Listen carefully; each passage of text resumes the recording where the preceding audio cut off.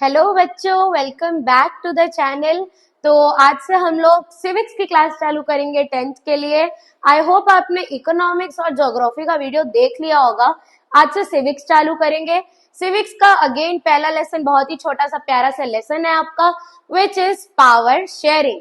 Power को share कर देना। अब हम इंडियंस को ना कोई भी चीज शेयर करना पसंद नहीं आता है। For us sharing is not caring. लेकिन पावर को शेयर कर देने से क्या होता है ना, कॉन्फ्लिक्ट्स नहीं होते हैं और पीस बने रहता है, घर में भी, सोसाइटी में भी, देश में भी। तो हमें शेयरिंग कर देनी चाहिए।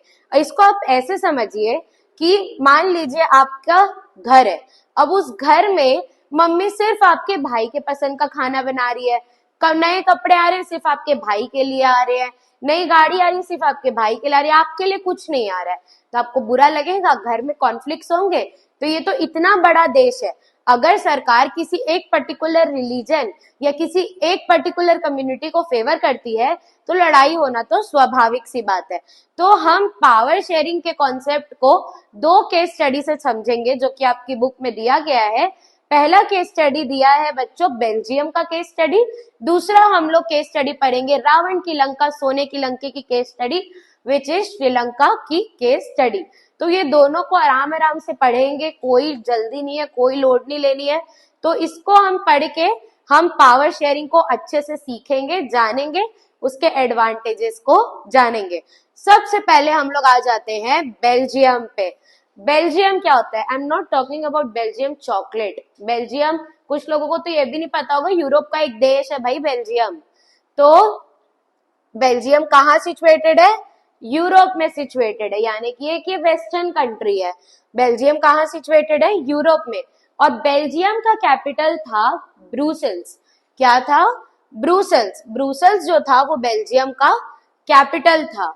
अब हुआ क्या था बेल्जियम में? कहानी की शुरुआत ऐसे होती है कि मान लो ये यूरोप है।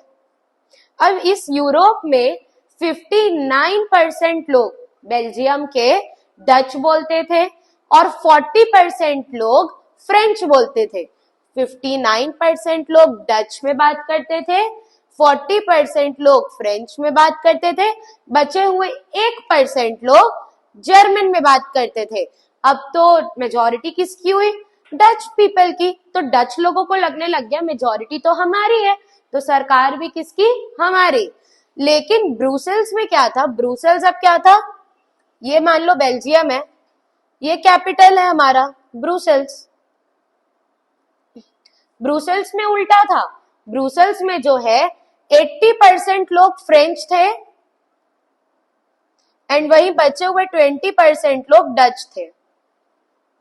जर्मन वर लाइक मुझे तो काउंट ही मत करो, हम तो 1% है, क्या ही काउंट करे, क्या ही लड़ाई में शामिल हो, कोई मतलब नहीं था। तो जो डच लोग है वो लोग पूरे देश में 59% थे और फ्रेंच है वो पूरे देश में 40% थे। लेकिन फ्रेंच की कैपिटल में होने की मात्रा ज्यादा थी, वहीं डच पीपल कैपिटल में कम रहते थे। ये तो हमने सीख लिया कंपोजिशन। अब जो डच लोग हैं वो बेल्जियम के नॉर्थ साइड में ज्यादा रहते थे। जो डच लोग हैं वो बेल्जियम के नॉर्थ साइड में ज्यादा रहते थे और उस रीजन को हम क्या कहते थे? Flemish region. उस रीजन को हम कहते थे फ्लेमिश रीजन। वहीं जो फ्रेंच लोग हैं वो लोग साउथ साइड को ऑक्यूपाई कर लिए थे और उनको हम कहते थे वेलोनिया रीजन। क्या कहते थे? Wallonia region. तो अभी तक हमने क्या पढ़ा? एक बेल्जियम नाम का शहर था जो कि कहाँ सिचुएटेड था? यूरोप में। और यूरोप में सिचुएटेड था बेल्जियम। बेल्जियम का कैपिटल था ब्रुसेल्स। बेल्जियम में टोटल 59% लोग डच बोलते थे, 40% लोग फ्रेंच बोलते थे, बचे हुए 1% लोग जर्मन बोलते थे। वहीं जब हम ब्रुसेल्स की बात करते हैं जो कि बेल्जियम का कैपिटल था, वहां पे 80% लोग फ्रेंच रहते थे, वही 20% डच रहते थे। जो डच लोग हैं वो लोग बेल्जियम का नॉर्थ एरिया कैप्चर कर लिए थे और नॉर्थ साइड को उन लोग कहते थे फ्लेमिश रीजन। वहीं जो फ्रेंच लोग हैं उन लोग साउथ साइड में रहते थे और उस रीजन को कहते थे वेलोनिया रीजन। अब लड़ाई क्यों हुई? अब फ्रेंच और डच ये दो कम्युनिटी के बारे में हम बात करेंगे। अब इन दोनों की लड़ाई क्यों हुई, भारी लड़ाई होगी। Reason for conflicts in Belgium, conflicts मतलब क्या होता है, लड़ाई झगड़ा। अब दोनों लड़ लिए, क्यों लड़ लिए? French community was rich and powerful then Dutch community. जो फ्रेंच कम्युनिटी थी वो बहुत ही ज्यादा रिच थी as compare to Dutch community. मतलब हमेशा से ये है कि पैसे वाले लोग दबाते आए हैं छोटे लोगों को। तो पैसे वाले जो फ्रेंच के लोग थे, जो फ्रेंच बोलने वाले लोग थे, वो लोग पैसे वाले थे, बहुत रिच थे। इसी रीजन की वजह से वो लोग बहुत ज्यादा पावरफुल भी थे। वहीं Dutch community was in majority in whole country but minority in capital. अब डच लोग ने क्या किया, पूरे बेल्जियम को कैप्चर कर लिया। बेल्जियम में उनकी जनसंख्या 59% थी, सरकार उनकी थी, लेकिन कैपिटल इज द मेन ना, कैपिटल में उनकी जनसंख्या कम थी। They had a vast cultural difference for which they had to change their constitution 4 times. उनके बीच कल्चरल सोशल डिफरेंसेस इतने थे क्योंकि भाई अब फ्रेंच चाहते थे हमारी जनसंख्या कैपिटल में ज्यादा है तो हम राजा बन के रहे, वही डच चाहते थे कि हमारी भले कैपिटल में जनसंख्या कम है लेकिन हम पूरे देश में ज्यादा हैं तो हम राजा बन के रहे। वही फ्रेंच वाले लोग चाहते थे हम पैसे वाले हैं तो हम ज्यादा पावरफुल हैं, लेकिन डच लोग कहते थे कि अगर तुम पैसे वाले हो तो इसका मतलब ये नहीं हो जाता कि तुम पावरफुल हो। तो उनके बीच जो भी सोशल और कल्चरल डिफरेंसेस थे, इसके वजह से भाई 4 टाइम उन्होंने अपना कॉन्स्टिट्यूशन बदला था, 4 बार, यहाँ एक बार नहीं बदला जा रहा है, 4 बार उन्होंने अपना कॉन्स्टिट्यूशन चेंज किया था बेल्जियम का, पर अल्टीमेटली बेल्जियम में पीस आ गया था। उसको हम सॉल्यूशंस में देखेंगे कि क्या क्या स्टेप्स लिया गया था जिससे बेल्जियम में पीस आया था।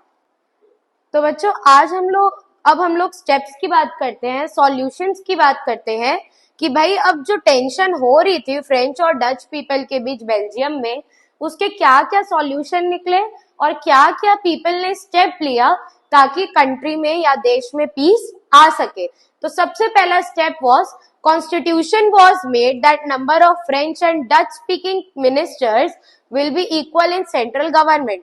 अब एक होती है सेंट्रल गवर्नमेंट, एक होती है स्टेट गवर्नमेंट। तो जो सेंट्रल गवर्नमेंट थी, मतलब जो मेन गवर्नमेंट थी, उसमें जितने भी मेंबर्स होंगे वो फ्रेंच कम्युनिटी से और डच कम्युनिटी से इक्वल होंगे। मान लीजिए फ्रेंच कम्युनिटी के अगर 20 मेंबर्स हैं तो डच कम्युनिटी के भी 20 मेंबर्स होंगे और मिल के सेंट्रल गवर्नमेंट बनाएंगे। और अगर मान लो एक फ्रेंच कम्युनिटी ने एक फैसले को मना कर दिया तो डच कम्युनिटी भी उस फैसले को मना कर देगी। Passing of special laws required support of both groups, one group can not take decision. जैसा कि मैंने आपको बताया, मान लो फ्रेंच वालों के मन में आइडिया आया कि हमको एक कोई स्पेशल लॉ पास करना है, लेकिन अगर डच कम्युनिटी उस लॉ को डिनाई कर देती है, मना कर देती है, तो वो लॉ पास नहीं होगा।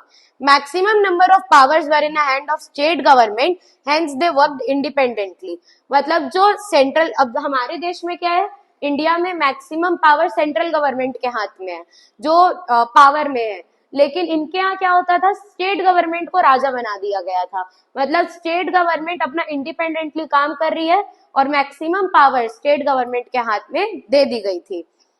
Brussels also had equal representation of both groups. अब मान लो ब्रुसेल्स की जो गवर्नमेंट थी, ब्रुसेल्स में जो भी सरकार थी, पार्टी थी, उसमें भी इक्वल रिप्रेजेंटेशन थे, मतलब डच के भी सेम और फ्रेंच के भी सेम। अब फ्रेंच पीपल इसलिए मान गए थे ये बात को क्योंकि डच पीपल ने भी उनकी पूरे सेंट्रल गवर्नमेंट वाली बात मानी थी। Each community has its own government, which was also known as community government, which made cultural, language and educational law for their people. अब वहां पे एक छोटी छोटी जितनी भी कम्युनिटीज थी, उनकी भी अलग एक गवर्नमेंट थी कि मतलब वो अपना अलग काम करेंगे in the form of community government और अपने लोगों के लिए एजुकेशनल, लैंग्वेज और कल्चरल लॉ को बिल्ड करेंगी। तो अगर आप देखोगे, यही सब रीजन की वजह से फिर जाके बेल्जियम में पीस आ गया था। बेल्जियम में पीस आ गया था यही सब स्टेप्स लेने की वजह से। कुछ सेक्रीफाइस फ्रांस ने किया, कुछ सेक्रीफाइस फ्रेंच स्पीकिंग पीपल ने किया, कुछ सेक्रीफाइस डच स्पीकिंग पीपल ने किया, और दोनों ने मिलके बेल्जियम को एक पीसफुल स्टेट या कंट्री स्टेट बनाया। और यही सब थे आपके सॉल्यूशन जिसकी वजह से बेल्जियम में पीस आया, कि वो लोग वहां पे मतलब हमको देखने को मिलता है कि उन्होंने पावर को शेयर कर दी, मतलब 3 गवर्नमेंट के फॉर्म में उन्होंने पावर को शेयर कर दी, सेंट्रल अलग, स्टेट अलग एंड कम्युनिटी अलग, और तीनों को ही इक्वल पावर्स डिस्ट्रीब्यूट कर दिए। स्टेट गवर्नमेंट को तो इंडिपेंडेंटली वो वर्क कर रहे थे, तो पावर शेयरिंग से क्या हुआ, इनके देश में पीस आया। तो अब हम अगला जो केस स्टडी है वो पार्ट 2 में डिस्कस करेंगे बच्चों, विच इज श्रीलंका की केस स्टडी। और श्रीलंका की केस स्टडी के साथ साथ हम लोग types of power sharing and advantages of power sharing discuss करके इस चैप्टर को खत्म करेंगे। तो आई होप आपको बेल्जियम की केस स्टडी और थोड़ा बहुत पावर शेयरिंग का कॉन्सेप्ट समझ आ गया हो। पार्ट 2 बिना देखे मत जाना। सी यू ऑल इन पार्ट 2।